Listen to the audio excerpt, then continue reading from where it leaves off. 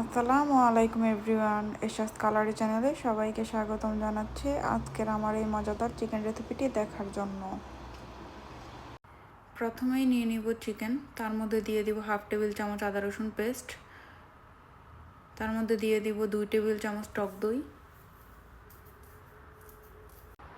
এখন দিয়ে দিব 1/2 চা চামচ লবণ,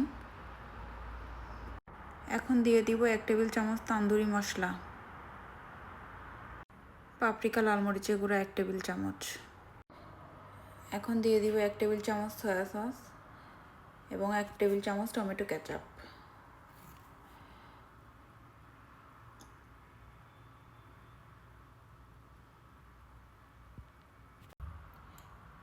এখন সবগুলো উপকরণ আমরা ভালো করে মিশিয়ে নিব। মেশানো হয়ে গেলে আমরা চিকেনগুলো 30 মিনিট রেস্টে রাখবো।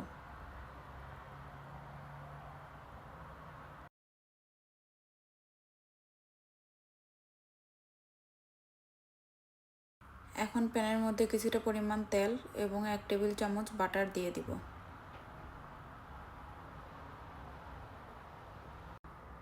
চুলার আঁচ মিডিয়াম টু লো হিটে রেখে সবগুলো চিকেন আমরা 10 থেকে 15 মিনিট কুক করব।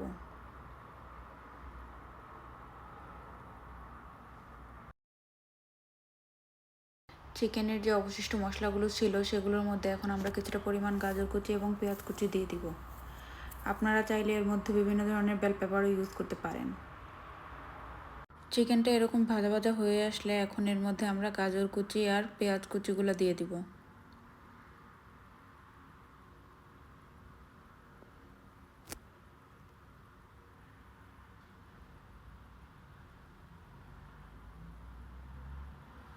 গাজর ও পেঁয়াজ কুচি দেওয়ার 1 থেকে 2 মিনিট পর আমরা উপর থেকে কিছুটা পরিমাণ স্প্রিং অনিয়ন ছিটিয়ে দিব।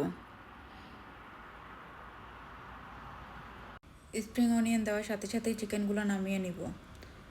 গাজর কুচি এবং পেঁয়াজ কুচি 1 থেকে 2 মিনিটের বেশি কুক করবেন না, এতে করে গাজরগুলো বেশি নরম হয়ে গেলে খেতে আর ভালো লাগবে না। রেডি হয়ে গেল ঝটপট মজাদার চিকেন গ্রেভি।